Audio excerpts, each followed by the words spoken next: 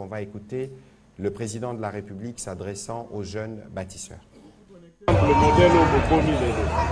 Dans les Sengomingi, il y a Gomona, Lenge, de se transformer. Bokomi Batouasika.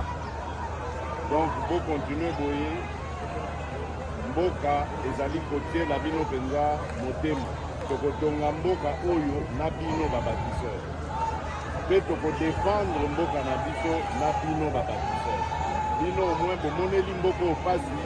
Bokoye Batina, il y a pour défendre Mboka Nabiso contre Banguna, au Bazali de Kotisa, Bazako de Kotisa, Milinga Melina, Mboka Nabiso. Zamba Bate Labino, Biso Tozana Simana Bino, Kotika Bino, Kotika Amara. La tombe Bino Pe, Moussala Mala. Là-bas, de Kokuta on a fait du tout, tant qu'on va aussi Samisana. Merci Nabino. Un progrès significatif pour ces jeunes désœuvrés. La police poursuit dans ces cadres l'opération Panthère Noire qui a déjà aujourd'hui réussi à rassembler encore 500 jeunes qui vont être déversés pour la formation et contribuer justement à la main-d'œuvre dont le pays a besoin pour sa reconstruction. Monsieur le ministre des Finances, bonsoir. Vous êtes un habitué de cet exercice de redevabilité. Ça, c'est parmi justement les derniers exercices de la primature dirigée par le Premier ministre Sama Lukonde. Donc nous aurons l'occasion de passer un peu en revue les discussions que vous avez eues aux assemblées de printemps, d'où vous venez, et quelles sont les perspectives. Finalement, qu'est-ce que vous direz aux Congolais moyens de ce que nous arrivons à obtenir des partenaires des institutions de Bretton Woods. Dans un premier volet, vous pourrez aussi revenir sur quelques réformes, notamment sur quelques progrès que nous avons faits en termes de gestion de finances publiques. Voilà, Monsieur le ministre des Finances, vous avez la parole. Merci beaucoup, Monsieur le ministre, chers collègues. Bonsoir à tout le monde. Je voudrais d'abord, une fois de plus, saluer cette initiative de réhabilitation de l'hôpital de Kitambo, qui était un des premiers hôpitaux de Kinshasa. 1952, m'a-t-on dit. Ah, non, on nous a dit avant ce ça, matin. parce que ma mère y est née. Ma mère est née là-bas en 1940. Donc, voilà. Et donc, c'est un hôpital qui date d'il y a beaucoup plus longtemps que ça. Et ça symbolise un peu la volonté du chef de l'État à réveiller ce pays, à lui offrir une véritable renaissance, comme on l'a vu avec l'hôpital de la Mamayemo, qui s'appelle d'ailleurs hôpital de la Renaissance. De la Renaissance, voilà. Il a été rebaptisé. Ok, donc voilà, s'agissant du programme avec le FMI du voyage à Washington, ce qu'il faut retenir, c'est que ce voyage avait une connotation particulière parce que c'était à la veille du début de la 6e et dernière revue du programme triennal que nous avons mis en œuvre avec nos partenaires du FMI. Ce programme avait pour objectif de commencer à remettre le pays sur les rails, sur le plan de la gestion financière, la gestion économique, sur le plan des réformes, pour permettre au pays d'aller encore plus loin. Et donc, si nous sommes arrivés à la 5e revue, ça veut dire qu'on a parcouru beaucoup de chemin. Vous savez qu'à chaque revue, il y avait une évaluation approfondie de tout ce que nous avons fait en matière de gestion budgétaire, en matière de gestion monétaire, en matière de réforme économique. Et nous avons pu passer toutes ces étapes, ce qui est une première parce qu'on n'avait jamais été fait. Et comme on a toujours dit, le FMI, c'est une forme d'auditeur qui regarde comment notre performance, comment nous rendons compte de ce que nous faisons, comment nous performons dans notre politique, dans la mise en œuvre de notre stratégie, de notre vision. Et lorsqu'il nous donne, il approuve une revue, ça veut dire que nous évoluons dans la bonne direction globalement. Nous sommes arrivés pour la première fois de notre histoire à dépasser la 5e revue. Et donc, cette 6e revue qui commence demain, parce que l'équipe du FMI est arrivée hier et aujourd'hui, va nous permettre, si tout se passe bien, de conclure pour la première fois un programme. Et c'est très symbolique de conclure un programme, parce que nous sommes dans un monde qui est un peu globalisé, et donc toute l'attention du monde économique mondial est sur les pays qui performent. Et l'un des éléments, c'est de savoir quels sont vos rapports avec l'institution à qui nous avons confié le rôle de gendarme financier. C'est le FMI au niveau mondial. Et donc c'est important de savoir comment nous performons, comment nous sommes vus. Et nous avons, depuis les 3 dernières années, rétabli beaucoup d'habitudes qui avaient été plus ou moins perdues. Par exemple, le fait de faire la reddition des comptes, le fait de déposer le budget à temps, le fait de nous soumettre à toute forme de contrôle. justement pour pousser le pays à engranger une nouvelle façon, de nouvelles performances dans la gouvernance. Nous avons réhabilité les corps de contrôle, la Cour des comptes, l'IGF, la CNRF. Nous avons une feuille de route en ce qui concerne l'anti-blanchiment. Nous sommes en train de la mettre en œuvre. Nous espérons bientôt sortir de cette fameuse liste grise. Les dernières nouvelles que nous avons, c'est qu'elles sont très satisfaisantes. Les gens enregistrent positivement nos progrès. Nous venons d'adhérer à un groupe qu'on appelle le groupe Edmond, qui est un groupe qui se fait confiance pour l'échange d'informations sensibles en matière d'anti-blanchiment. Tout ça, ce sont des éléments qui montrent que nous évoluons dans la bonne direction et le chemin est encore long. Mais l'ensemble des performances que nous avons faites nous a permis aujourd'hui d'avoir un budget différent, 3 fois plus important qu'il ne l'était il y a 3 ans. Et nous avons également pu mobiliser des ressources extérieures beaucoup plus importantes, plus de 5 milliards environ de ressources extérieures pour financer le développement. Nous avons également, sur le plan secteur privé, vu un accroissement net de l'investissement direct étranger. Lorsque vous comparez, en 2020, on était environ à 1,4 milliard. Aujourd'hui, en 2024, on est à 2,1 milliard.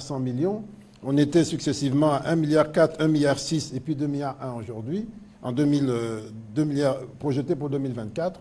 Ça veut dire que l'image générale du pays, le profil du pays, sont tels que les investisseurs privés accroissent leur investissement dans le pays, les investisseurs publics, c'est-à-dire l'aide publique au développement, les pays, misent davantage sur notre pays. Donc c'est un signal très positif et nous avons besoin de cela. Pourquoi nous avons besoin de cela? Tout simplement parce que nos ressources propres restent très faibles.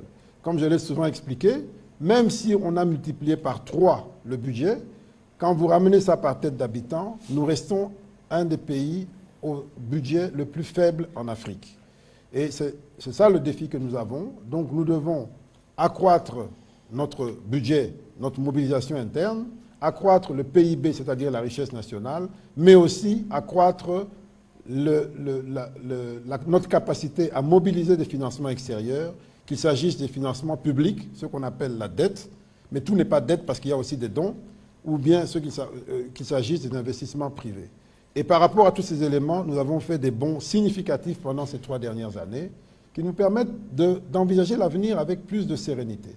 Et tous ces efforts ont fait que les agences de notation, qui sont des agences indépendantes, très rigoureuses, ont estimé que notre pays ne devait plus être considéré comme un pays de spéculation totale où il n'y a pas de perspective d'investissement. Progressivement, notre pays devient une destination pour les investissements. Et nous voyons beaucoup d'investisseurs s'intéresser à nous, s'intéresser à ce qui se passe, parce qu'ils pensent que progressivement, on va pouvoir mettre en valeur notre potentiel qui est un des plus importants en Afrique et même dans le monde. Donc nous avons des raisons d'être rassurés par rapport à l'action menée par le chef de l'État depuis 5 ans et particulièrement depuis 3 ans que nous avons conduit le programme. Je dis depuis 5 ans parce que dès le début de son mandat, dans son discours d'investiture, il avait déjà annoncé les couleurs. Il avait annoncé l'ouverture, il avait annoncé le programme avec le FMI, il avait annoncé beaucoup de choses que nous sommes en train de mettre en œuvre. Aujourd'hui, nous avons la gratuité de l'enseignement primaire, de l'accouchement et bientôt de l'enseignement secondaire. Tout ce qu'il avait annoncé, qu'il portait dans sa vision, on commence progressivement à le dérouler. Alors, qu'est-ce qui va se passer maintenant si nous terminons ce programme, si nous l'achevons comme il se doit? D'abord, nous aurons donné le message que nous savons être un peu sérieux. Parce que jusque-là, depuis 1960, nous n'avons jamais réussi à terminer un programme. Et ce n'est pas des choses faciles de terminer un programme. Parce que lorsque vous devez gérer les dépenses de l'État, que vous avez toutes les pressions, tous les besoins, toutes les ambitions qui viennent sur votre table, il faut être rigoureux, il faut être solide pour canaliser ça et maintenir l'essentiel en fonction de principes donnés. Ces principes donnés, c'est quoi? C'est protéger les dépenses sociales, c'est protéger les dépenses d'investissement, c'est assurer la sécurité, tout ça dans un cadre donné, c'est-à-dire avec des ratios, une structuration bien donnée. Ça, nous avons réussi à le faire contre vents et marées, et c'est ça qui nous a valu les résultats au stade actuel. Maintenant que nous sommes en train de l'achever, nous allons entrer dans une autre étape, celle de l'approfondissement des réformes. Il faut accélérer ces réformes. Il faut accélérer les réformes sur le plan social. Nous avons eu gratuité primaire, nous allons passer au secondaire. Nous avons eu couverture pour les accouchements. L'ambition du président, c'est d'élargir ça à l'ensemble de la santé, ce qu'on appelle couverture santé universelle. Pendant la période qui vient, pendant le quinquennat qui commence, ça sera une des grandes ambitions. On va voir jusqu'où on pourra aller en fonction des moyens qu'on va mobiliser dans le pays et à l'extérieur pour assurer la couverture. Il y a des grands progrès qu'on a faits en matière, par exemple, de retraite. Au moment où nous sommes arrivés aux affaires, un retraité de la fonction publique gagnait entre 2 et 10 dollars par mois. Aujourd'hui, grâce à la caisse de retraite qu'on appelle SENSAP, en moyenne, un retraité va toucher entre 150 et 200 dollars par mois, ce qui est un progrès significatif. Et donc, c'est ce type de changement que nous apportons, dont les effets se font dans la durée, mais qui changent totalement la donne. Parce qu'il n'y a pas pire que de travailler toute sa vie et que de tomber dans la grande misère juste parce qu'on a pris sa retraite. Et ce sont des exemples d'efforts qui ont été faits. C'est là où est allé votre argent, l'argent des Congolais. On a payé à la caisse de retraite pour chaque employé du secteur public. Il y a 5 ans, on avait à peine 100 000, 190 000 agents à la caisse de retraite. Aujourd'hui, on a plus d'1 million, 1 100 000 environ, agents à la caisse de retraite. Et chaque mois, dans leur rémunération, l'État met une partie pour préparer leur retraite, de manière à ce qu'ils ne finissent pas avec 2 dollars comme c'était à l'époque, et qui était d'ailleurs payé de manière incertaine, mais qu'ils finissent avec quelque chose d'un peu plus significatif et qui est payé de manière certaine, parce que la caisse aujourd'hui, elle est solide. Et pour vous prouver qu'elle est solide, rien que l'année dernière ici, elle a fait 85 millions de dollars de bénéfices. Donc, voilà les changements de fond qu'on apporte à l'économie du pays, à la société. C'est vrai qu'il y a toujours cette impatience de qu'est-ce qu'on mange, qu'est-ce qui reste. Là, j'ai eu à l'expliquer, j'y reviens, rien qu'en salaire et en rémunération. En janvier 2019, nous avions environ 1 200 000 agents publics, civils et militaires, tous confondus. En décembre 2023, nous avons presque 1 600 000, 1 599 000 agents publics. Ça, c'est un progrès, un effort. On a payé plus de monde.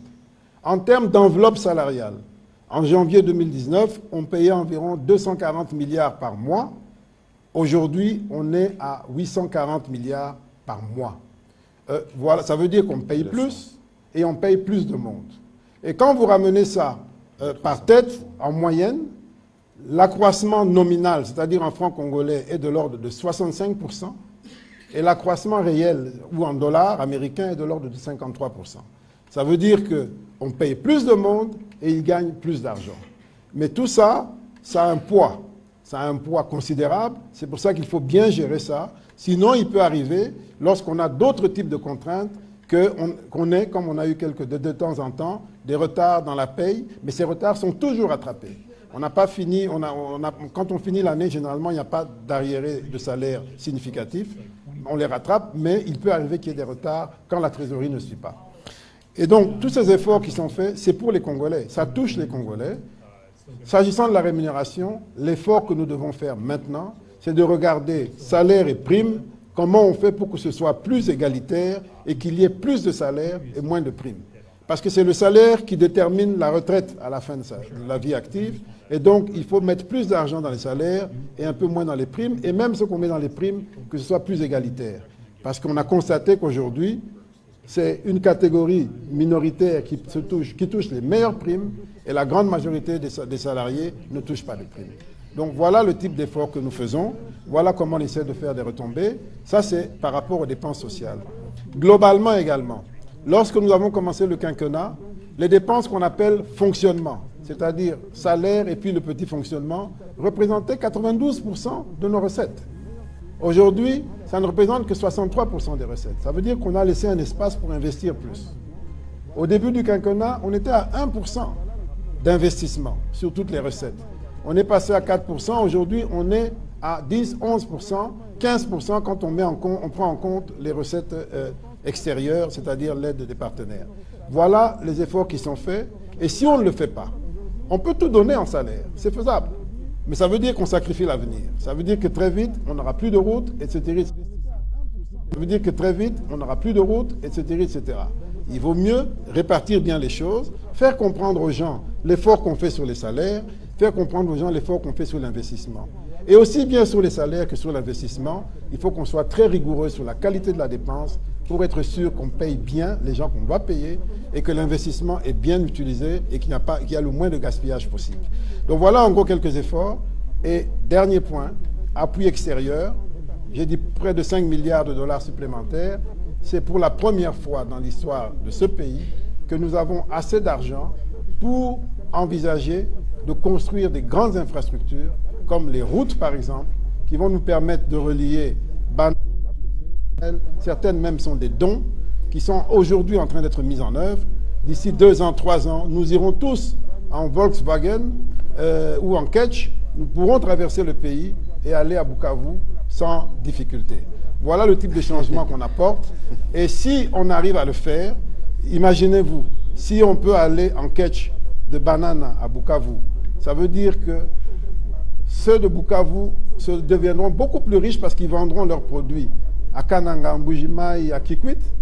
Ceux de Kikwit, Mbujimai, gagneront plus d'argent parce qu'ils achèteront le carburant au même prix que Kinshasa et non pas à 3 fois le prix. Ils achèteront le maïs au même prix que Kinshasa et non pas à 3 fois le prix. Voilà le changement, voilà le développement qu'on essaie d'apporter. Et je vous le dis, je vous le confirme, d'ici 3 ans, on aura connecté le pays, on aura transformé ce pays.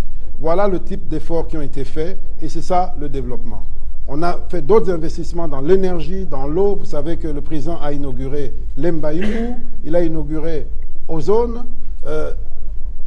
On a aussi fait des forages, peut-être qu'on en reparlera.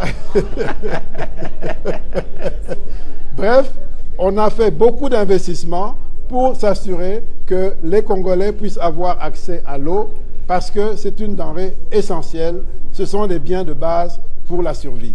Il y a énormément de choses qui ont été faites. Malheureusement, je ne peux pas immobiliser le temps pour présenter ce résultat, mais ce qui est sûr, c'est que dans la période qui vient, grâce à notre positionnement, grâce à notre profil, grâce à la conclusion du programme et à la perspective d'un nouveau programme, non seulement nous allons continuer nos réformes en approfondissement des recettes publiques que nous sommes en train de sécuriser, mais nous aurons également des ressources extérieures à plus abondantes. Nous sommes en train de discuter des appuis budgétaires de l'ordre de 1 milliard ou plus, et du côté de la Banque mondiale, 1 milliard, 1,5 milliard du côté du FMI, de l'argent qui va venir nous aider à poursuivre le PDL 145, à mettre en œuvre tout un tas de réformes, à s'occuper des Congolais et à continuer le chemin vers la possible émergence.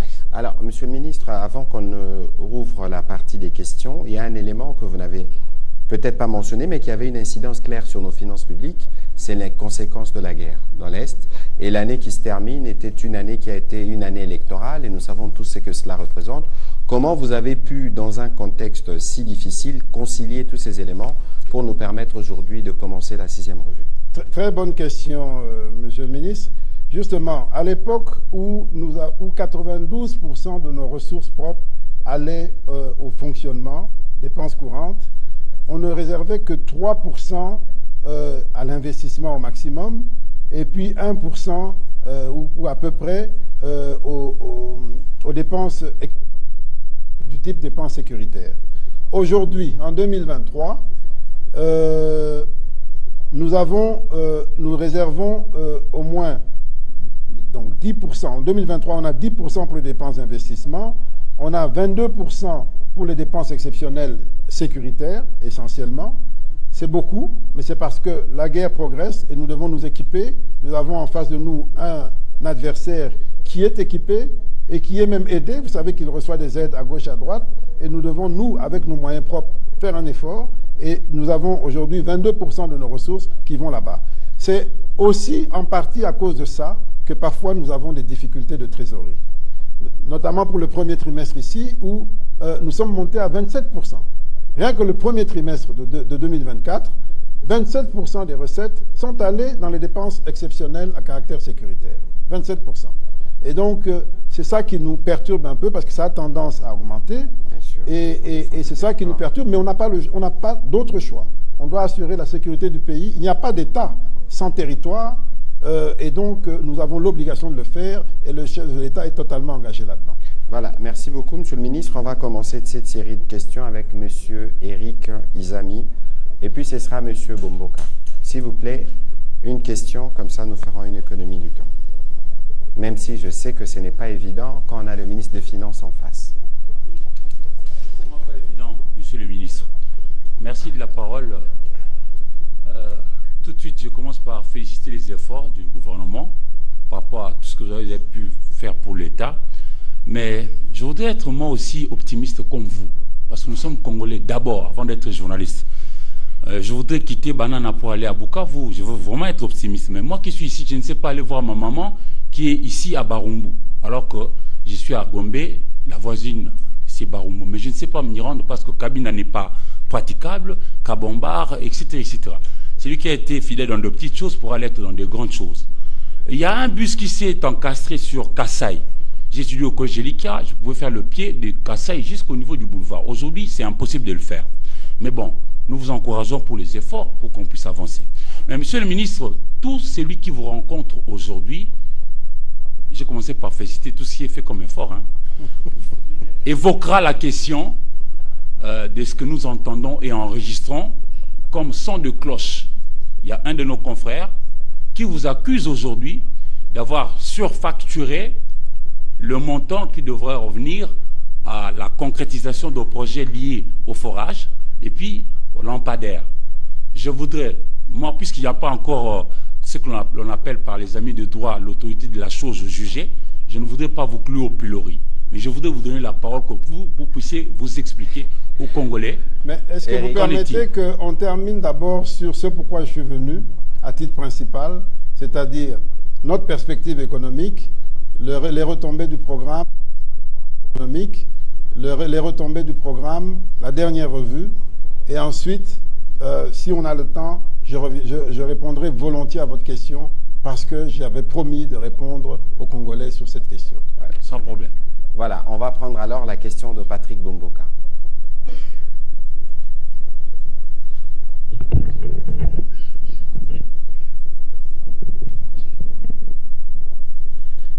Merci. Bonsoir, Monsieur le Ministre.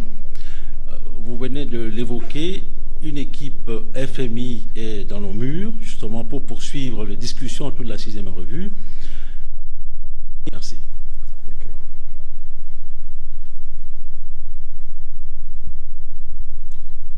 Je réponds directement. Oui, allez-y s'il vous plaît, monsieur le ministre. Ok. Bon, écoutez, en fait, la revue porte essentiellement sur les progrès au dernier semestre de l'année passée. Donc, elle porte sur des chiffres qui sont déjà connus, qui sont achevés, à fin décembre. Et elle porte aussi accessoirement sur les derniers déroulements de cette année pour voir s'il n'y a pas quelque chose qui entre gravement en contradiction avec les engagements que nous avions pris. Mais d'une manière générale, le programme s'achève au 31 décembre de l'année passée. Et par rapport à cela, les perspectives sont plutôt bonnes. Le seul point difficile, eh bien, vous comprendrez bien, c'est que puisqu'il y a eu une montée en puissance des dépenses sécuritaires, je crois qu'il y a un problème de micro. On va vérifier avec la technique tout de suite. Allez-y, monsieur le ministre. Oui, puisqu'il y a eu un problème, il y a eu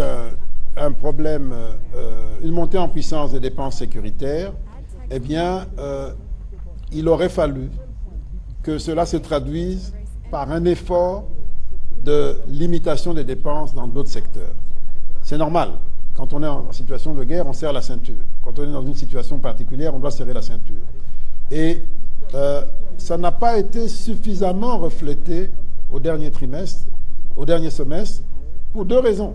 Nous avions le défi électoral et nous avions le défi sécuritaire. Et donc, nous avons dû, pendant toute la période, le dernier trimestre de l'année et le premier trimestre de l'année 2024, nous avons dû faire cet effort pour essayer de contenir certaines dépenses et montrer que nous avions le sens des responsabilités, c'est-à-dire un pays en guerre ne se comporte pas comme un pays en situation de paix, et que l'effort sécuritaire se traduise par des économies dans d'autres secteurs. Je pense que nous y sommes arrivés, mais ça va être un des points de discussion. Ça va être un des points de discussion. Il faut qu'on prouve qu'on est sérieux jusqu'au bout. Et c'est ça l'intérêt d'un dialogue avec des partenaires, avec un auditeur. c'est qu'on échange, on montre ce qu'on a à montrer, et puis on se donne des conseils, on échange, on discute des arguments, et on se met au travail. C'est ce qu'on a fait pendant les 3 années, et c'est ce qu'on est en train de faire maintenant pour la dernière revue. Donc je pense que c'est un des points clés. En dehors de ça, il y a des points sur les réformes que nous devons absolument défendre. Nous avons, parce que quand on a des difficultés d'argent, il n'y a que 2 solutions possibles. Diminuer les dépenses ou bien accroître les recettes. Et bon, nous avons voulu travailler sur les 2. Diminuer les dépenses autres que les plus urgentes, comme les sécuritaires, et puis accroître les recettes. Et ça, c'est le résultat de notre vigilance sur le plan des recettes, ce qu'on appelle l'effort des services, mais aussi de nos réformes. Et nous avons initié quelques réformes, nous devions les accélérer. Par exemple, la facture normalisée, qui va nous permettre bientôt de faire un bond considérable sur la TVA. En principe, le 6 mai, on commence les opérations avec un échantillon d'entreprises qui seront soumises à ce dispositif de facture normalisée, digitalisée. Et d'après les éléments que nous avons, cette facture normalisée, lorsqu'on sera en vitesse de croisière, c'est-à-dire à partir de l'année prochaine, on pourra s'attendre à faire un bond sur la rubrique TVA de l'ordre de 1 milliard, 1,5 milliard de dollars supplémentaires. Ça, c'est un exemple. Nous avons les jeux de hasard. Les jeux de hasard dont le chiffre d'affaires consolidé est de l'ordre de 1 milliard de dollars, mais nous ne recevions en termes d'impôts que 1 million, maximum 2 millions, souvent même moins d'1 million de dollars qui entraient dans les caisses du Trésor. Quand on compare avec les autres pays, nous devrions recevoir minimum 100 millions, mais peut-être même arriver à 200 millions, même plus d'impôts sur les jeux de hasard. Le dispositif que nous avons mis en place, nous sommes à la phase finale, on doit connecter toutes les compagnies des jeux de hasard à ce logiciel, eh bien, nous permettra de voir en temps réel et de manière intégrale et transparente le chiffre d'affaires qu'ils font et ce qui doit revenir à l'État comme taxes liées à leur activité. Ces 2 exemples, il y en a d'autres également. Il y a les plaques minéralogiques qui vont être changées bientôt. Et donc, ça va faire c'est autant d'éléments de changement qui vont nous permettre d'accroître les recettes et nous desserrer un peu la contrainte. Voilà, on va prendre les questions de M. Marlon Kachamon.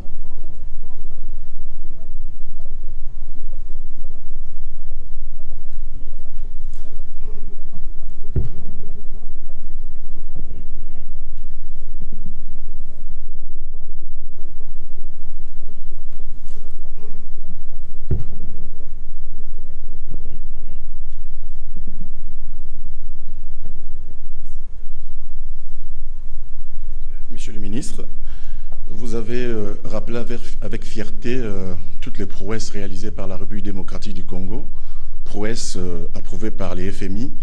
Mais monsieur le ministre, je vous pose la question de savoir comment vous personnellement, vous comprenez une augmentation spectaculaire de réserves et une dépréciation importante de la monnaie. Est-ce que ces réserves existent? Sont-elles dans le pays? Et si ces réserves sont au pays, pourquoi ne pas les utiliser? Tout à l'heure, vous avez parlé de la TVA. La TVA a été suspendue, mais quel est l'effet sur le niveau de vie des Congolais? Est-ce que vous avez fait une sorte d'évaluation pour mesurer l'impact de cette suspension, monsieur le ministre? Quelle TVA qui a été suspendue? La TVA, il y a prorogation jusqu'au mois de décembre. Oui. Oui. Sur les produits de base. Sur les produits de base. Oui. Oui, cette mesure sur la TVA, produits de base, nous l'avons prise à l'époque d'ailleurs où je combinais finance et économie. Elle s'imposait parce qu'il y avait une crise, la guerre en Ukraine, la hausse des prix. Et nous, à court terme, nous n'étions pas en mesure de relever le défi de l'offre de ces produits. Mais évidemment, c'est une mesure qui ne doit pas durer indéfiniment. Elle permet de soulager pendant un temps, mais l'idéal, c'est que les prix chers à l'extérieur conduisent à une production locale. Malheureusement, on a encore du mal à relever le défi en termes de production locale. Et lorsqu'on le fera, il faudra maintenant supprimer cette exemption de TVA. Et certains pays sont allés même jusqu'à relever les droits de douane pour protéger la production intérieure. Mais nous ne sommes pas encore là. Ce que nous avons fait, en tout cas lorsque j'étais en charge de l'économie, nous avons engagé un dialogue avec le secteur privé en disant « Aujourd'hui, pour des raisons d'urgence, nous baissons la TVA ». Nous faisons une exemption de TVA parce que les prix montent, mais nous voulons engager avec vous un dialogue pour des grands projets de production locale. Et une fois qu'on commence ces projets de production locale, nous allons remettre la TVA, nous allons protéger votre production locale. Et cette discussion est en cours. Nous avons une zone économique. Et donc, c'est comme ça que progressivement, nous allons reconstituer une chaîne de production locale parce que c'est une priorité du chef de l'État, la diversification de l'économie, la production locale de produits que nous pouvons produire. Ce dialogue avec le secteur privé est extrêmement important. Secteur privé local, secteur privé national et secteur privé étranger. Il n'y a pas longtemps, j'ai fait une tournée dans 3 provinces avec une délégation d'investisseurs brésiliens dans l'agriculture qui étaient venus assister au forum agricole que nous avions fait ici l'année dernière. Eh bien, c'est entre autres le type d'investissement que nous voulons.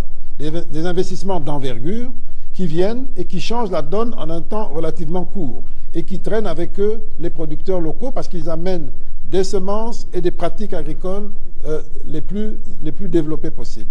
Et donc, la question, une fois que nous commençons un processus de production locale significatif, nous allons nous réarmer sur le plan tarifaire pour protéger cette production locale. Il avait une question sur les réserves. Les réserves de change, oui, c'est une très bonne question. Mais les réserves de change, comme leur nom l'indique, ce sont des réserves. Elles sont faites pour être gardées le plus possible et le mieux possible. Parce qu'elles sont faites pour faire face en cas de drame. Mais le drame, on ne sait pas quand et comment il vient et on ne sait pas quelle est son ampleur. Donc l'erreur à ne pas commettre, c'est de se précipiter, de dire il faut à tout prix utiliser les réserves pour stabiliser le taux ou bien pour même inverser le taux. Parce qu'on ne sait pas si on pourra tenir longtemps. Ce qu'il faut faire en gestion macroéconomique, c'est de s'assurer qu'on comprend bien et qu'on maîtrise bien tous les paramètres macroéconomiques, de manière à ce que la macroéconomie s'occupe d'elle-même, qu'elle stabilise le cours, et que l'intervention ne soit que ponctuelle ou vraiment occasionnelle. Pourquoi? Parce que beaucoup de pays qui se sont précipités dans l'utilisation des réserves pour injecter sur le marché de manière massive, ils les ont perdues. Et quand c'est parti, ça ne revient plus. Et quand on a une dynamique où on se dit la banque intervient, tout le monde reconstitue ses encaisses en devises, et puis vous perdez les devises et vous n'avez pas réglé le problème. Donc c'est une question de gestion macroéconomique. Ce n'est pas facile, ce n'est vraiment pas facile, surtout et notamment dans notre pays qui est un pays dollarisé, où les gens utilisent beaucoup de dollars. Dans les pays où on n'utilise pas le dollar sont dans la banque centrale, et peut-être dans les banques, mais pas dans les caisses, pas dans les mains des particuliers.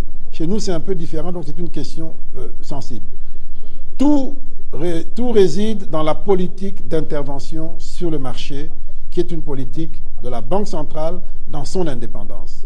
Et donc, je ne peux qu'expliquer comment ça se passe, mais je ne voudrais pas donner un avis, parce que ça relève de l'indépendance de la Banque centrale. Ok, voilà. Et d'ailleurs, sur ces sujets, le Premier ministre, plusieurs fois d'ailleurs, dans vos réunions ECOFIN, vous avez parlé de la dédollarisation, et d'ailleurs, on va faire des terminaux dans tous les supermarchés où on pourra payer en francs congolais, je pense. Exact, tout à fait. C'est l'une des stratégies. Tout à fait. On ne le rappellera jamais assez, si vous voulez réduire notre sensibilité par rapport au taux de change, aimons notre monnaie, travaillons dans notre monnaie, payons des salaires en notre monnaie, faisons nos calculs en notre monnaie. C'est un défi important, mais c'est de ça qu'il s'agit quand on parle de dédollarisation. Il faut d'abord se dédollariser dans la tête et ensuite dans le porte-monnaie. Ce n'est pas une mince affaire. Alors, on va prendre la question de Cyril Milandou, puis ce sera M. Gramic, et puis Mme Joséphine. Nous avons une question en suspens sur laquelle le ministre répondra comme il a promis. M. Cyril Milandou. Mais il y a quelqu'un qui a posé une question tout à l'heure en disant, vous parlez de connecter le pays, c'est bien, mais moi je ne sais pas. Oui, c'est lui, c'est Eric Izami. Oui. C'était le premier volet de sa question. Oui. Le deuxième volet, il a atterri sur le forage. Sauf si vous avez un commentaire à faire sur la route, je dirais, bon, d'abord, c'est vrai, il faut gérer Kinshasa, mais il ne faut pas oublier que Kinshasa n'est pas le Congo.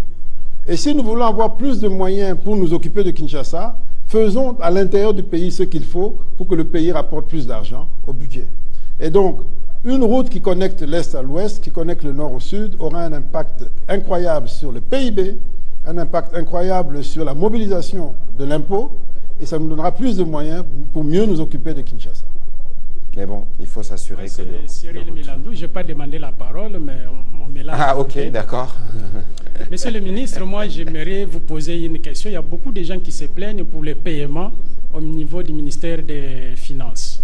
Il faudra, si vous voulez avoir votre argent, c'est 50-50, ou soit 30%. J'aimerais un peu en savoir plus. Qu'est-ce qu'il y en est? Bon, cette affaire-là, je peux vous dire, c'est le plus grand drame que nous vivons, et surtout lorsqu'on est ministre des Finances, avoir l'idée que certaines personnes pensent que réellement, le ministère des Finances s'est transformé en mafia pour extorquer des pourcentages des gens. Je ne sais pas si vous réalisez combien ça peut être dramatique. Surtout pour quelqu'un qui a vécu dans des environnements où ce n'est même pas concevable. C'est un vrai drame. Mais qu'est-ce qui se passe? Il s'agit de... D'abord, il s'agit d'un problème national où, malheureusement, chaque fois que l'on veut rendre un service, qu'on se fait rendre un service, on demande quelque chose au passage. Et qu'est-ce qui se passe? Des gens qui viennent fréquenter le ministère se permettent parfois de monnayer leur intervention auprès du ministère.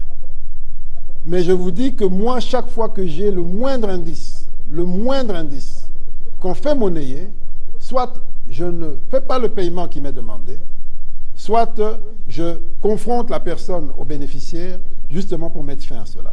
Parce que je sais que ceux qui font cela, ils prennent l'argent, ils s'en vont, mais l'opprobre, c'est pour nous.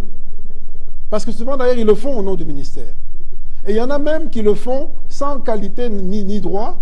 On en a arrêté récemment, qui se sont répandus dans la ville ici, en train de faire du trafic de paiement, en disant qu'ils devaient remettre de l'argent à tel, y compris au ministre. Tout ça était faux. Mais ils ont failli dérouter des gens qui pensaient que c'était vrai. Et quand on a mis la main sur eux, ils sont aujourd'hui... Nous, on a porté plainte, le parquet les a arrêtés, ils sont aujourd'hui en prison. Ils se répandent dans les réseaux sociaux en train de m'insulter. Mais moi, je demande seulement une seule chose. Dites-nous qui sont vos complices au sein du ministère. Et si vous me le dites, moi, je retire ma plainte et je m'attaque à vos complices. J'attends jusqu'au présent, je n'ai pas encore eu le nom des complices. Parce que s'ils le font, probablement qu'ils ont des complices. Je dis, donnez-nous les noms de vos complices au sein du ministère. Je retire ma plainte contre vous. On peut vous relaxer. Mais moi, je m'en prendrai à vos complices qui sont au ministère. J'attends, jusqu'à présent, je n'ai pas de nouvelles. Et donc, c'est toujours ça la difficulté. Beaucoup d'accusations, souvent gratuites. C'est dans la tête des gens. Les gens pensent que c'est automatique. Mais imaginez-vous si un ministre des Finances se permet de faire ça. Une fois, deux fois. Mais il a perdu toute sa crédibilité. Demandez un pourcentage pour un paiement, pour un service. Il a perdu toute sa crédibilité. Et j'ai toujours dit que de moi, on n'aura jamais ça. Je demande à quiconque d'amener la moindre preuve que quelqu'un, vis-à-vis de moi, a fait la moindre chose de ce type, et la conséquence sera la plus forte et la plus totale possible. Lorsqu'on en a attrapé un ou deux dans mon cabinet, je les ai remerciés, purement et simplement. Purement et simplement. Et mes conseillers sont terrorisés. Ils savent combien je suis implacable là-dessus. Implacable là-dessus. Je sais c'est quoi réhabiliter l'image d'un pays, d'une administration, d'une personne. Je n'ai fait que ça pendant ces 3 années. Et aujourd'hui, si nous sommes mieux vus à l'étranger, c'est parce qu'on a fait un travail sur nos comptes, sur notre façon de gérer, notre façon d'affecter l'argent, les réformes qu'on met en place. Une des réformes que j'ai mises en place, qui est la plus importante, à mon avis, c'est celle de l'introduction de l'impôt sur les personnes physiques. Non pas seulement pour leur prendre de l'argent, mais surtout pour les rendre redevables. Cette loi a été votée en décembre 2023, promulguée par le chef de l'État en décembre 2023. Avec cette loi, à partir de 2025, vous et moi, nous tous qui gagnons un peu d'argent, nous aurons l'obligation d'avoir une feuille d'impôt, d'avoir une déclaration d'impôt, une échéance. Aujourd'hui, on ne le fait que pour les entreprises qui créent la richesse. Mais les individus qui prennent cette richesse, qui achètent des biens, des maisons et tout, ils sont redevables de rien. Moi, j'ai introduit ça. J'ai introduit cette réforme pour que ça change. Et de mon point de vue, c'est la meilleure contribution au changement des mentalités. Je l'ai fait moi-même, j'ai été fonctionnaire international dans des banques internationales, dans des organisations internationales à l'ONU. Pendant 15 ans, les 15 dernières années, chaque année, je déclarais mon patrimoine à travers le monde. Parce que j'avais des biens ici, j'avais des biens à l'étranger, je déclarais tout. Et chaque année, je devais justifier Dès qu'il y avait une différence qu'ils n'arrivaient pas à comprendre de plus de 10 000 $, on ne validait pas, je devais m'expliquer. Et je l'ai fait pendant 15 ans. C'est la raison pour laquelle j'ai dit, cette réforme, je vais l'introduire dans le pays. Et je l'ai faite. Et avant même qu'elle soit applicable, parce qu'elle sera applicable en 2025, j'ai dit, pour qu'on s'entraîne, pour qu'on expérimente et qu'on essaie de comprendre, j'ai demandé un arrêté ministériel, j'ai demandé que les gens déclarent leurs revenus, même pas le patrimoine, juste le revenu, c'est-à-dire les salaires et tout, et qu'ils déclarent la part de revenus qu'ils ont payé en IPR, juste pour qu'ils s'entraînent et qu'ils se préparent. Ce n'était pas obligatoire. J'ai fait un arrêté pour cela, c'était en attendant la loi, qui elle sera obligatoire. Je vous dis, tous les retours que j'ai reçus étaient essentiellement du secteur privé, le secteur privé formel. Ils avaient le souci de le faire. Ils allaient sur le site, parce qu'on pouvait le faire à la DGI sur le site, ils posaient des questions, comment ça marche, on n'arrive pas, et tout, et puis ils le faisaient. Secteur public, aucun intérêt. Aucun intérêt. Moi, j'ai fait ma déclaration. J'ai fait ma déclaration et j'ai eu mon quitus fiscal. Et demain, ça sera obligatoire pour tout le monde. Pas seulement pour les revenus, mais également pour le patrimoine. Vous avez une maison, elle sera fiscalisée, on saura. Et donc, c'est comme ça le changement. Ça va rendre tout le monde responsable et tout le monde égaux dans la responsabilité. À mon avis, c'est la meilleure façon de réduire la corruption de manière solide et structurée. Voilà, encore que pour ça, Monsieur le Ministre, il faut faire beaucoup de sensibilisation justement pour que nous puissions tous avoir cette culture fiscale. On prend en série les deux dernières questions, Madame Mawete, Monsieur Enoch Matondo, puis vous pourrez revenir sur la question qui vous avait été posée par Eric Izami et que Gramik aurait voulu poser à son tour.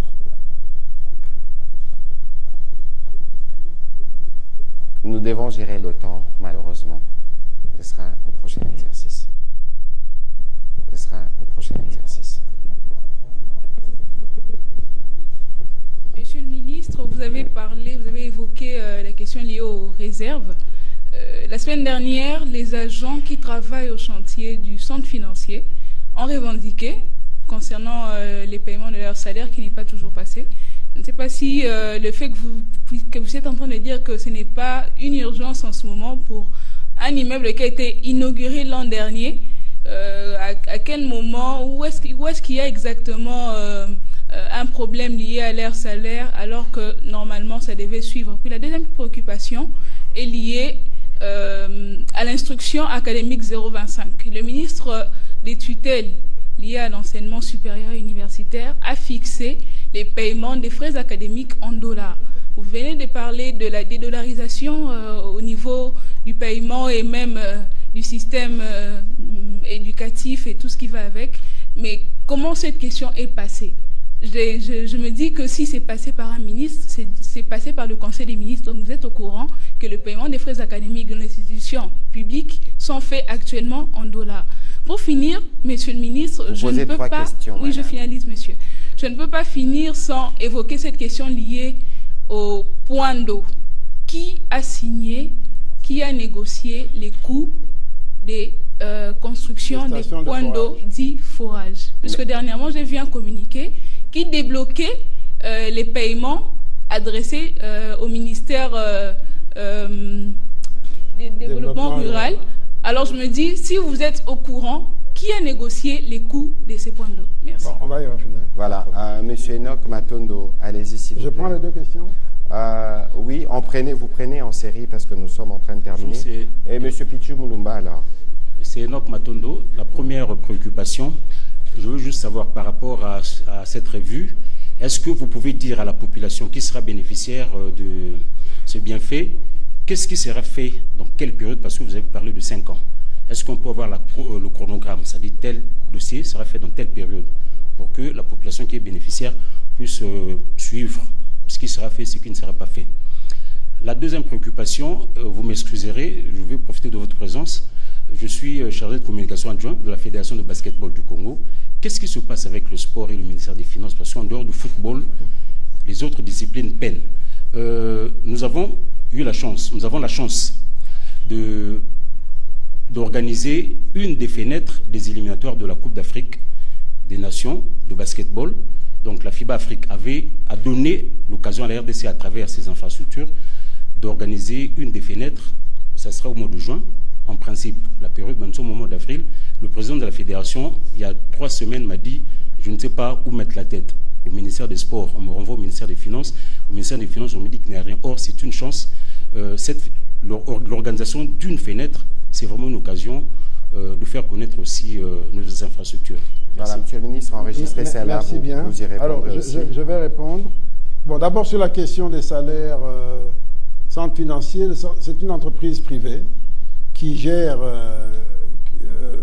ses employés à travers des sous-traitants. Je crois savoir qu'il y avait un problème de malversation, parce que j'ai posé la question de malversation à travers de l'entreprise sous-traitante, mais je n'ai pas plus de détails que ça. Et ce n'est que ça le problème tel qu'on m'a dit, ce n'est pas un problème de refus de paiement. Mais qu'il y ait un problème de paiement, ça peut arriver également, puisque nous-mêmes, nous leur devons encore de l'argent. Nous n'avons pas fini de les payer pour tous les ouvrages qu'ils ont faits. Ils sont très en avance. Nous leur devons beaucoup d'argent par rapport à ce que nous avons déjà payé, comparé au travail qu'ils ont déjà fait.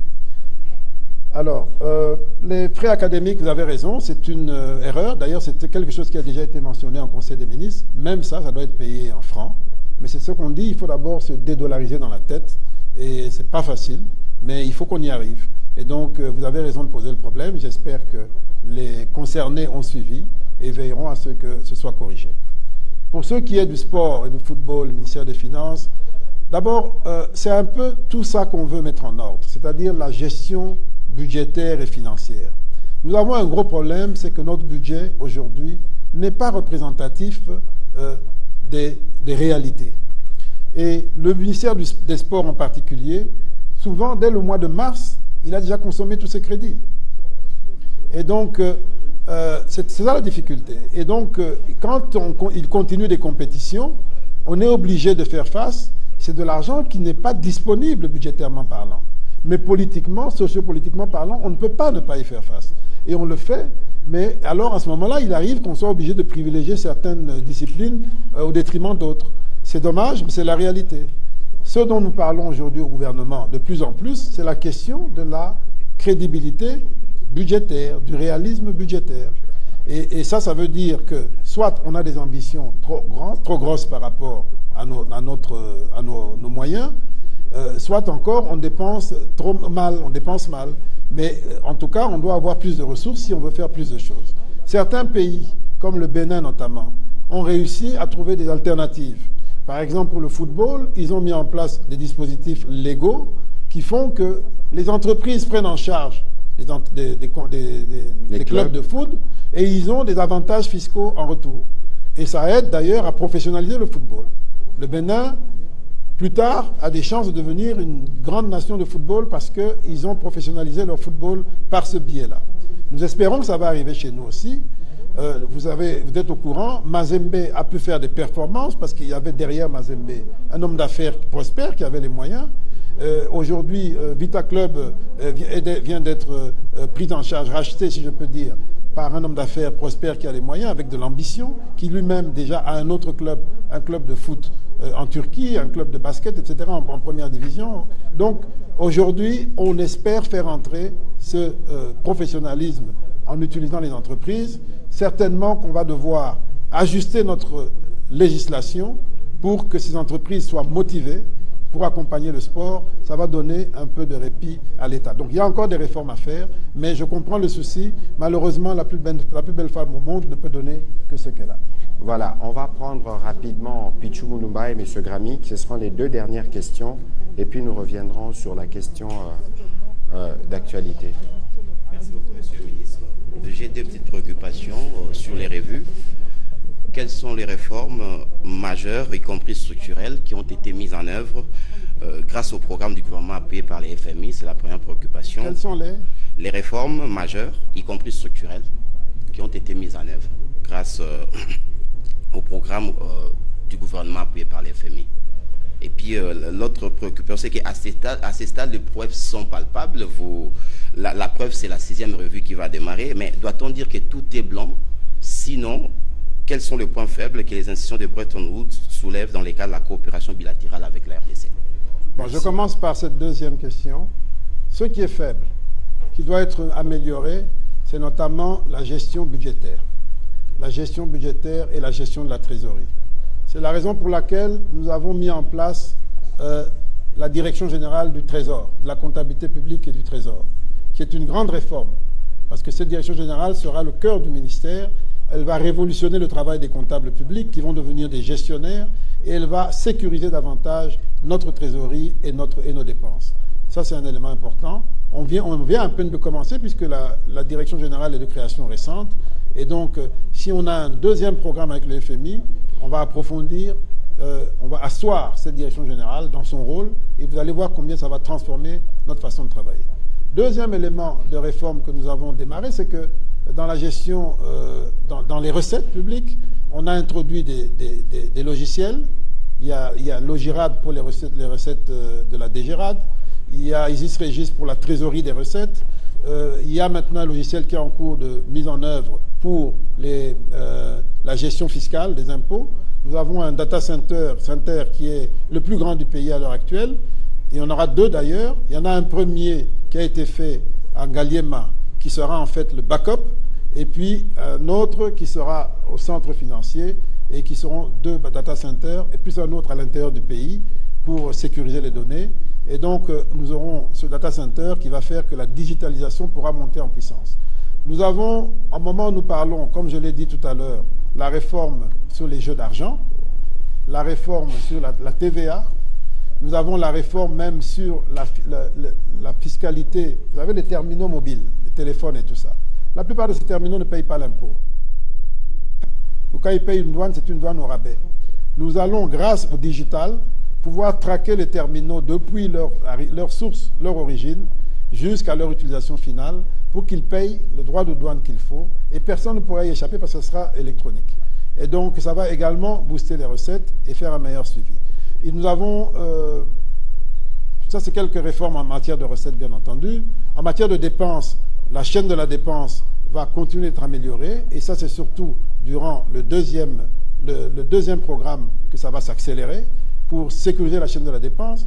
Les dépenses d'investissement, aujourd'hui nous avons déjà défini une nouvelle approche, une nouvelle vision pour les dépenses d'investissement. Nous sommes en train de réformer les agences qui gèrent les investissements. Une nouvelle approche, une nouvelle vision pour les dépenses d'investissement. Nous sommes en train de réformer les agences qui gèrent les investissements, toute la chaîne des dépenses d'investissement, pour mieux les sécuriser, pour qu'on ait moins d'incompréhension et moins de polémiques, comme on en a eu récemment sur ces histoires des stations de forage et autres. Parce que la chaîne de la dépense, notamment en matière d'investissement, n'est pas appropriée aujourd'hui. Et donc, elle dépend beaucoup de la vigilance de ceux qui ont en charge, alors que le système devrait sécuriser tout le monde.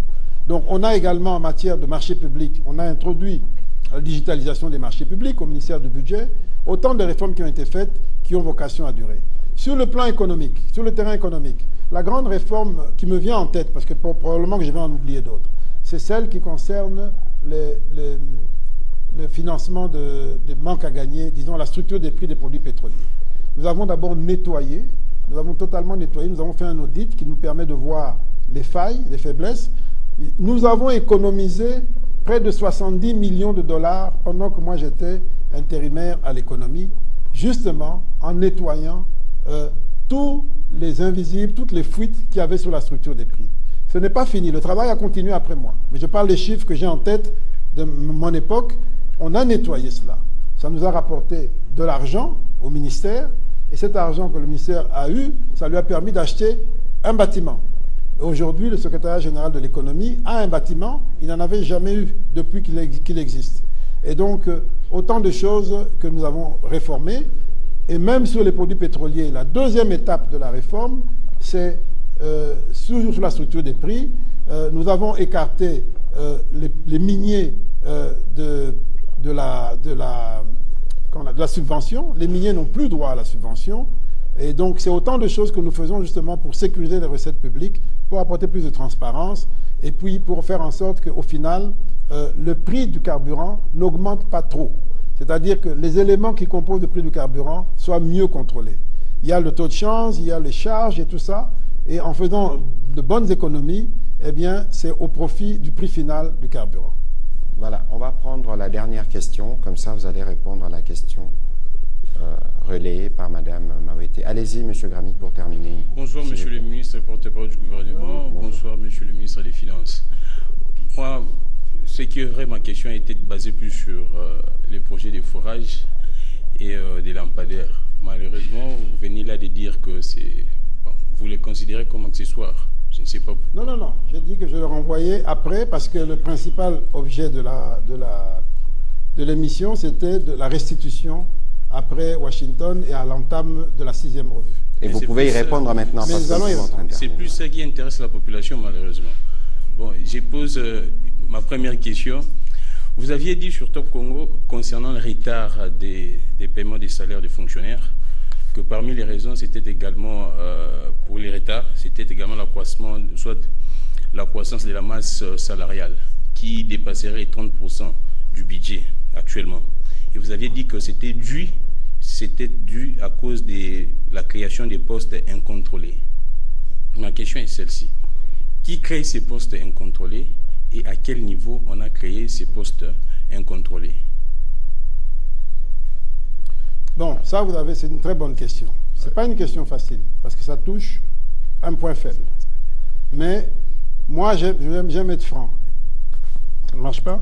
Ça va? Mais voilà, comme ça. Moi, ce n'est pas une question facile, parce que ça touche un point faible du système. Mais il faut avoir le courage de parler des points faibles pour s'améliorer. Moi, c'est ma philosophie, celle que je m'applique à moi-même dans ma vie personnelle. Donc, effectivement, le système de recrutement, aujourd'hui, en RDC, il n'est pas performant. Il n'y a pas une règle claire pour les recrutements. Les gens commencent par venir au bureau parce qu'un oncle l'y amène, une tante, un ami, et puis il se transforme en fonctionnaire du jour au lendemain. Et puis on le glisse dans des listes, et puis pouf, il obtient un arrêté, et tout ça est fait de manière floue. Et ça, c'est une situation. On se dit, ils sont là, ils travaillent, on les a acceptés. On ne peut pas les chasser. Donc on doit comment on dit là, les mécaniser, tout ce que vous voulez. Mais on entretient une situation qui n'est pas bonne pour la performance globale du pays. C'est ça, c'est une réalité. Et donc il faut mettre de l'ordre, raison pour laquelle le gouvernement a décidé, d'ici décembre, de mettre en place une véritable politique de recrutement qui soit claire, qui s'applique à tout le monde, une véritable politique salariale qui n'existe pas aujourd'hui. Chaque jour, les gens se lèvent, ils obtiennent de leur ministre, de leur tutelle, des droits forfaitaires comme ça. Et puis ces droits, dès qu'ils passent une étape, 2 étapes, budget, ils entrent dans la fiche, dans la paye globale, c'est fini, c'est un droit acté. Et si on ne contrôle pas ça, où allons-nous? Donc c'est de ça qu'il s'agit. Ce sont les choses sur lesquelles nous travaillons, ce sont les choses que nous avons héritées depuis longtemps. Il faut qu'on mette de l'ordre dans tout ça si on veut aller loin. Enfin, il faut aussi gérer les ressources humaines. Il y a des gens qui ont un numéro matricule, qui travaillent 10 ans, 20 ans, et un jour, il vient et vous dit, voilà, moi ça fait 15 ans que je suis là, on m'a gardé au même grade. Mais quand vous grattez, est-ce qu'il a vraiment travaillé? C'est pas toujours vrai. Mais il dit, j'ai fait 15 ans, donc je dois avoir des grades. Et parfois, ils sont même nommés. Et quand ils sont nommés, on n'est pas sûr qu'ils vont vraiment bien contribuer. Donc, il faut gérer les ressources humaines. On te recrute, on te forme, on te suit, on t'évalue, on te motive pour que tu évolues et que tu contribues et que tu reçoives un salaire digne. C'est ça qu'il faut rétablir.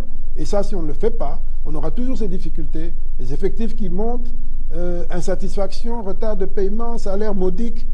Si on ne change pas notre manière d'aborder le problème, on aura toujours ces tiraillements. Que ce soit nous ou ceux qui viendront demain, après-demain, on aura toujours le même problème. Et pour ceux qui pensent que les gens ont essayé de lier ça avec la création de plusieurs agences au niveau de la présidence. Non, c'est un des problèmes, mais les agences au niveau de la présidence sont venues pour des missions particulières et n'ont pas vocation à être permanentes. Généralement, quand on crée, c'est parce que c'est l'appendice du cabinet du président, ça vient pour des missions. Et quand la mission est finie, on met fin à cela. C'est plus flexible, plus malléable. Mais lorsqu'on crée dans l'administration des établissements publics par décret, ça a vocation à durer longtemps, avec conseil d'administration, avec aucune règle de structuration. Combien de gens on doit recruter? Et les gens commencent à recruter dès qu'ils sont créés. Ils se créent eux-mêmes des organigrammes, ils se créent eux-mêmes des salaires, des avantages. C'est ce qui arrive. Et quand c'est fait de manière incontrôlée, à un moment donné, on a des difficultés. Et c'est de ça qu'il s'agit. Donc, il faut simplement mieux planifier, mieux prévenir. Si on le fait bien, je vais vous dire, je n'ai pas peur qu'on ait 1 600 000 fonctionnaires. C'est peut-être même insuffisant. C'est certainement même insuffisant. C'est certainement même insuffisant. Bien sûr. Mais il faut qu'on ait des fonctionnaires totalement gérés. Totalement gérés, c'est-à-dire bien recrutés, bien payés, suivis. À ce moment-là, ils auront un impact incroyable dans la vie de la nation et on en verra le fruit partout. Mais si ce n'est pas suivi, ça c'est dangereux. Voilà, Monsieur le ministre, revenons-en à la question sur laquelle M. Gramik est revenu, Mme Awete, M. Eric Izami, et ce sera la question, la dernière, parce que nous devons clôturer et libérer l'antenne de la télévision nationale. Alors, là on va parler le sujet qui fâche. Bon, d'abord je voudrais vous dire que je ne suis pas venu ici pour me justifier. Je ne suis pas venu ici devant un tribunal. Je ne pense pas que vous êtes un tribunal. Vous êtes des concitoyens, des amis pour certains. Je suis venu ici juste pour m'expliquer à des gens qui ont de l'importance à mes yeux, pour qu'ils entendent et qu'ils apprécient que dans ce pays, il y a moyen de gouverner différemment. Que dans ce pays, il y a des gens qui croient en l'avenir de ce pays et qui essaient de faire des efforts et des sacrifices là où ils peuvent le faire, malgré tout ce qu'on peut dire, malgré l'image d'un pays corrompu que nous avons, malgré tous les cachets négatifs qu'il y a sur notre pays. Il y en a qui travaillent, modestement, parfois sans communiquer, à tort d'ailleurs, et qui se battent pour un Congo meilleur. Et je crois que ce problème des forages, ce problème des lampadaires, illustre la difficulté dans laquelle nous sommes. Moi, je ne peux pas venir ici, alors que depuis 30 ans, on dit pays corrompu, pays corrompu. Je vais venir ici dire, non, moi, je suis différent, je vais tout changer du jour au lendemain. Je ne pourrais pas tout changer du jour au lendemain. Mais ce qui est important, c'est d'être conscient de là où nous sommes et de chaque fois poser des actes qui font avancer le pays dans une direction donnée. Et je pense humblement et en âme et conscience que c'est ce que je fais chaque matin. C'est ce qui me motive chaque matin. Et je peux vous assurer que cela n'est pas facile. Pourquoi ce n'est pas facile? Parce qu'il y a des habitudes, il y a un système, et parce que lorsque tu veux agir dans un sens donné, tu as des tas de gens qui, soit ne croient pas que tu veux agir dans cette direction parce qu'ils sont habitués qu'à ça, ils pensent que ce n'est pas possible, soit ils ne veulent pas ils veulent te mettre de côté pour faire comme eux savent faire, c'est-à-dire comme ceux qu'ils décrivent, comme ceux qu'ils dénoncent. Mais je vous dis, il y a des gens qui veulent que ce pays change, au premier rang desquels le président de la République. Je crois qu'en termes d'engagement politique pour le changement, pour la lutte contre la corruption, la lutte contre la transparence, il est le numéro 1, il est le champion. Il l'a montré. Sans sa volonté, il n'aurait pas instruit pour qu'on libère les corps de contrôle. CNRF, IGF, Cour des comptes. Aujourd'hui, ça fait la fierté. Aujourd'hui, CNRF est cité en exemple. Il fréquente ces entreprises. Je vous ai dit qu'il vient d'adhérer au groupe Edmond dont je viens de parler. Parce qu'on estime qu'aujourd'hui, ils travaillent dans un sens sérieux. On peut leur faire confiance pour échanger des informations sensibles au niveau mondial. Aujourd'hui, vous avez la Cour des comptes a été réhabilitée. C'était même une des conditions dans le programme que nous avions avec le FMI à un moment donné. Ça a été fait. L'IGF a commencé un peu avant les autres à se faire remarquer. Donc c'est pour vous dire que la volonté politique, ce n'est pas ça qui manque.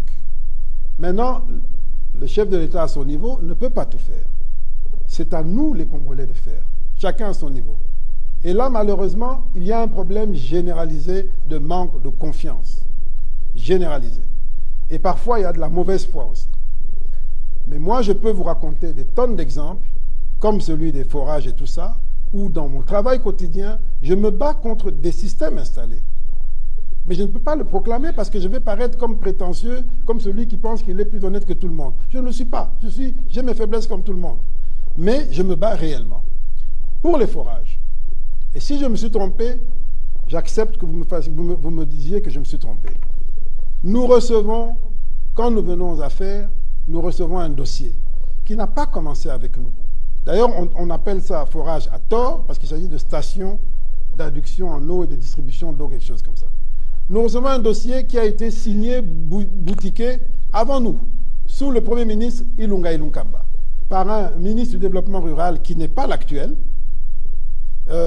Et puis, il a signé, c'est passé au marché public, validé, c'est passé chez le Premier ministre de l'époque, validé, parce qu'il doit signer tous les contrats. Et ça arrive juste au moment où nous arrivons aux affaires. Et le ministre actuel nous ramène le dossier en disant il faut faire avancer ce dossier. Vous savez qu'en 2021, nous étions encore dans le contexte de Covid où la question de l'accès à l'eau était une urgence pour se laver les mains pour des tas de besoins. Et donc, il pousse le dossier de bonne foi.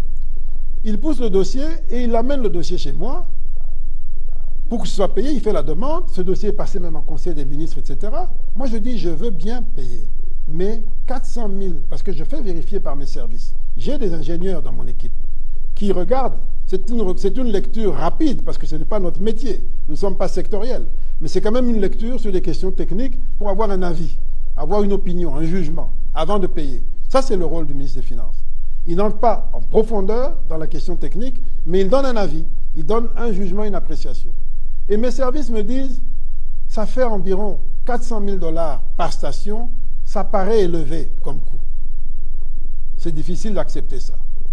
Et je dis à mon collègue, il faut revoir vos prix, retourner discuter avec votre partenaire, parce que mes services me disent que 400 000 $, 390 et quelques mille, c'est élevé comme prix moyen. C'est un prix moyen parce que selon les endroits, ça peut coûter plus cher ou moins cher.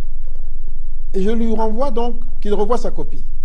Et il part, et il revient quelques temps plus tard, il me dit, voilà, le prestataire, pour ne pas remettre en question le contrat qui porte sur un montant donné et de recommencer la procédure, le prestataire a accepté implicitement une baisse des prix qui va se traduire en augmentation du nombre de forages, de stations à faire. 340 stations supplémentaires, donc on passe de 1000 à 1340. Je donne à mes services me disent oui, ça peut passer. Bon, on n'a pas le temps d'aller dans trop de détails, mais on pense que ça peut aller. Je dis ok, on va aller sur cette base-là. Et on valide le paiement. Mon prédécesseur, le ministre Sélé, avait pris un engagement écrit, j'ai le courrier ici, où il dit on va vous payer en 5 tranches annuelles, pendant 5 ans, de 80 millions, 80 millions, 80 millions, pour terminer les 400 millions. C'était ça le contrat. Moi je dis ok, je ne suis pas sûr de pouvoir le faire, et les prestataires disent non, nous allons vous nous payer la première année, 80 millions, et pour le reste, nous allons nous-mêmes trouver un financement, et vous allez nous payer un montant mensuel par mois en fonction de la durée du prêt. J'ai dit, ok, c'est très bien. Et on est dans la première année. Je leur dis, bon, même la première année, là, je ne pourrai pas payer d'un coup, je vais payer en fonction de la trésorerie. Je paye un premier montant, j'ai oublié le montant, un deuxième, et puis au troisième paiement, qui nous fait arriver à 71 millions, ils font la demande, ils disent, vous n'avez pas encore fini les premiers 80 millions. Je dis, ok, mais depuis que je vous ai payé, mes services me disent que vos livraisons sont lentes et que vous n'allez pas tenir aux engagements. Et donc, je m'inquiète de cette lenteur et je vous annonce qu'avec ce que je paye maintenant, ça va faire 71 millions, mais je ne vous paierai pas $1 de plus jusqu'à ce que vous ayez d'abord achevé les livraisons pour les 71 millions. Là. C'est ce que j'ai fait, de manière très ferme. Là, on est l'année passée au mois d'août. Et ils continuent à livrer, et je leur mets même la pression pendant les élections, puisque nous avions besoin de ces stations dans une logique électorale, je leur mets la pression pour qu'ils se déploient partout, ils font un effort, je ne sais pas comment, et puis ils me demandent encore de rajouter. Je dis non, je suis ferme. J'ai déjà dit, je ne vais pas rajouter $1, parce que vous devez d'abord livrer pour les 71 millions, qui faisaient à peu près 241 stations. Ils ont insisté de toutes les manières possibles. J'ai dit niet. Ils ont même dit, voilà, vous n'êtes pas conforme au programme, au contrat qui avait dit 80 millions. Je dis, j'accepte de ne pas être conforme au programme, mais vous livrez d'abord pour ça. Parce que c'est vrai, le contrat disait 80 millions. J'ai dit, moi, je m'arrête à 71 millions. Mais vous livrez d'abord pour ça et après, on continue. Et ils ont pris le temps qu'il fallait. Et puis, c'est là qu'on est arrivé. Et puis, l'année suivante, en 2024, il y a quelques semaines, le ministre du Développement rural fait une présentation en Conseil des ministres du projet, en disant, voilà, ça se passe bien, effectivement, on venait de faire des stations à Kisangani et tout, il montre que ça marche bien et tout, et il demande qu'on poursuive. Moi, je dis, oui, d'accord, on va poursuivre, mais pas avant, moi, je ne paye pas avant qu'on ait d'abord terminé pour les 71 millions là. C'est ça que j'ai demandé, et je ne bouge pas de ma position. Ça a été acté comme tel en Conseil des ministres, on est passé sur autre chose. Alors, maintenant, je vois toute une polémique surgir. Je me pose la question, qu'ai-je fait de mal Qui a surfacturé? D'abord, est-ce qu'il y a eu surfacturation? Je ne sais pas. Mais moi, ce que je sais, c'est que j'ai fait remarquer que 400 000 en moyenne, c'était trop. Et ils ont obtenu de réduire à 300 000, un peu moins de 300 000. Donc, s'il y a des gens qui ont surfacturé, c'est certainement pas moi. Moi, j'ai obtenu au contraire qu'on baisse. Est-ce qu'on a payé de l'argent sans livrer? Non, moi j'ai été ferme, j'ai dit, le contrat prévoyait un premier paiement de 80 millions, j'ai payé 71 millions, je vous laisse d'abord terminer pour 71 millions. Vous n'avez pas terminé, je ne bouge pas. J'ai toutes les lettres dans lesquelles il réclame, il demande, j'ai dit, niet, je ne bouge pas. Alors qu'est-ce que j'ai fait? Si j'étais, de quelque manière que ce soit, complice de qui que ce soit, ça devrait commencer peut-être avant, même au moment où on a fait le contrat. Et maintenant on a trouvé une formule. On dit non, il a payé son cousin, Mike Kassenga. Mike Kassenga, non seulement on n'a absolument aucun lien, ni de famille, ni d'amitié, ni de quoi que ce soit, mais en plus, moi je suis du Kasaï.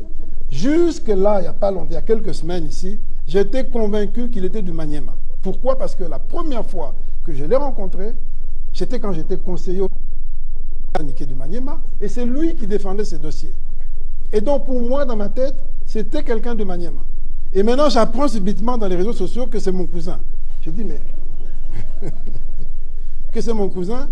Je dis, bon, est-ce que c'est fait pour nuire? Est-ce que c'est fait de bonne foi, de mauvaise foi? Je n'en sais rien. Mais je trouve ça simplement triste parce que c'est une façon de détruire l'image, pas seulement d'un individu, moi je compte pour du beurre, mais d'un pays, d'un gouvernement, de tous les résultats qu'on a obtenus. Je me demande dans quel intérêt? Dans quel intérêt tout ça?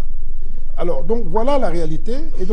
Et je continue de dire, s'il y a eu une quelconque sur ces dossiers, j'ai donné ma contribution à ce problème de surfacturation. S'il y a d'autres contributions, qu'on les apporte. Qu'on les apporte et qu'on le règle. Laisse-moi terminer. Et je vous dis, si j'ai vu que le PGR, le procureur général, a fait une réquisition d'informations pour s'assurer qu'on livre toutes les stations, moi, je vais lui écrire pour lui demander d'ajouter au problème de livraison celui du coût. Comme ça, il vérifie les deux. Est-ce qu'on a livré et est-ce que le coût est vrai? Comme ça, l'affaire est claire. La personne, les prestataires vont rendre compte devant la loi, devant n'importe qui. C'est tout. Mais comment moi je peux aujourd'hui, je n'interviens qu'à la fin. Je n'étais pas là quand ils ont conclu le marché. Quand les marchés publics, donc le ministère du Budget a validé le marché.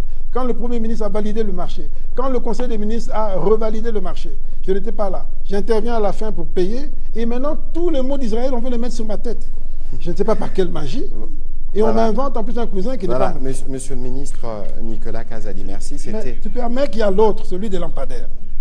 Et je m'arrête en une minute, s'il vous plaît. Rapidement. Ministre, ouais. Deuxième dossier, celui des lampadaires. Sinon, vous faites une émission spécialisée. Non, lampadaire, je m'arrête là. D'ailleurs, je n'ai même plus de voix. Voilà. Lampadaire. On me demande la même chose. Le gouverneur de la ville, Gentini Ngobila, m'écrit pour me demander de payer 2900 lampadaires, etc., etc. Ça faisait à peu près 4900. Parce que moi, je regarde directement les prix. Je me fais une idée globale. Je vois 4900 par lampadaire. Je lui dis non, je ne peux pas payer ça. C'est trop cher. Il me dit pourquoi? Je dis mais au moment où nous parlons, je suis en train de payer des lampadaires qui coûtent $1500 chez un fournisseur de la place ici qui s'appelle Modern Construct. $1500 qui livre dans tout le pays. Et on ajoute $120 seulement pour l'installation. Alors comment je vais payer à 4000? Il me dit c'est pas les mêmes lampadaires. Je dis je veux bien, mais même si on n'a pas besoin de Rolls-Royce de lampadaires ici, on a besoin de simples lampadaires. Il me dit non, mais le marché est déjà passé et tout, il a déjà passé commande, tout ça en France, donc il faut payer.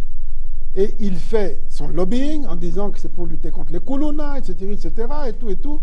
Et finalement, j'ai dit bon, comme c'est un gros montant et que je ne suis pas convaincu, j'appelle en premier l'inspecteur général des finances. Je lui dis voilà, on me fait pression ici pour payer ces histoires de lampadaires dans le cadre de la lutte anti-koulouna, tout ça. Je vais payer. Mais je vous demande de faire le suivi de ce paiement. Et j'ouvre un compte qui s'appelle Hôtel de Ville bar investissement, dans lequel on loge l'argent. Qui a la signature de ce compte? L'Hôtel de Ville. Pas moi, l'Hôtel de Ville. Et je dis que seulement 30% de l'argent peut être donné aux prestataires pour les travaux locaux. 70%, ça ne peut être payé que directement aux fournisseurs étrangers. Tout ça pourquoi? Parce que je sais que quand on paye par lettre de crédit aux fournisseurs étrangers, on sécurise le paiement. La banque ne peut payer que ce qui est réellement dans la commande, c'est-à-dire ce qui est dans le contrat. Parce qu'on peut vous présenter des lampadaires très chers et au moment du paiement, on paye des moins chers. Alors avec une lettre de crédit, je sécurise, comme ça je sais que la banque ne pourra payer que les lampadaires qui sont décrits dans le contrat. C'était exprès, j'ai fait ça exprès justement pour qu'il n'y ait pas de tricherie possible. Et c'est ce qui s'est passé. L'hôtel de ville, le gouverneur Ngobila a signé un ordre de mission, il a envoyé une équipe, son ministre provincial et une équipe, pour aller même visiter l'usine qui fabriquait. Tout ça, j'étais au courant de rien. Je viens de voir ça maintenant dans le dossier, qu'il avait envoyé une équipe même pour vérifier tout ça. J'entends un journaliste qui est quelqu'un d'intelligent, je sais qu'il est intelligent, mais qui dit comme ça, habillé en soutane, les mains levées, que moi, je ne suis... Il dit, Ngobila n'a rien à voir dedans. Le ministre a lui-même décidé d'acheter et puis de mettre ça sur le dos de l'hôtel de ville. Mais moi, je dis, mais c'est un dossier qui m'a été amené sur la table. Le ministre... Ce qui s'est passé, moi, ce n'est pas mon dossier, c'est à vous de vous justifier de votre marché. Et donc, s'il y a une justification à faire sur le marché, c'est l'hôtel de ville, c'est l'hôtel de ville et c'est... Voilà, Monsieur le ministre, je crois que comme c'est un sujet qui fait l'objet de beaucoup des discussions et que la cassation, le procureur général s'implique, le moment venu, nous suivrons la procédure. Ici, c'était un cadre où nous voulions parler des performances. Bon, mais je voudrais vous rassurer en 30 secondes, que ces deux dossiers ne sont rien d'autre que l'occasion de montrer le travail qui est fait au ministère des Finances. Et je peux vous dire, ça c'est 2 dossiers seulement, mais il y en a plein comme ça. Mais je ne peux pas commencer à parler des gens en désordre. Il y en a plein où, par mon intervention, on revoit le prix, on annule des contrats, on revoit des contrats justement pour faire épargner l'argent au Trésor. Voilà, Monsieur le ministre, vous faites votre travail à ces propos. Et d'ailleurs, c'est pour ça d'ailleurs qu'il existe, que le président de la République a voulu renforcer des organes de contrôle comme l'inspection générale de finances, la Cour de compte, parce que nous devons nous assurer que chaque dollar que nous produisons bénéficie aux Congolais. Je ne vous donnerai pas les mots de conclusion parce que vous avez déjà plus ou moins conclu, Monsieur le ministre. Nous devons libérer l'antenne. Il y a beaucoup de questions. Enoch, Monsieur Patrick Lacoué et Liévin Luzolo, il y avait beaucoup de questions. Peut-être que nous aurons l'occasion d'y revenir plus tard. Merci à vous d'avoir participé à cet exercice de redevabilité. Merci. Et une fois de plus, je dirais que nous avons un grand pays, mais nous avons aussi des grands défis. Nous devons relever ces défis et ça se résume. Merci beaucoup, Monsieur le ministre. Aujourd'hui, c'est le 24 avril 2024. Ça fait exactement 34 ans, je pense, que nous avons commencé la marche vers la démocratie, les multipartismes, l'ouverture. C'est aussi une pluralité d'opinions, c'est aussi des médias libres qui s'expriment. Ici, nous devons tous faire un effort pour nous assurer que nous communiquons sur ce qui est vrai.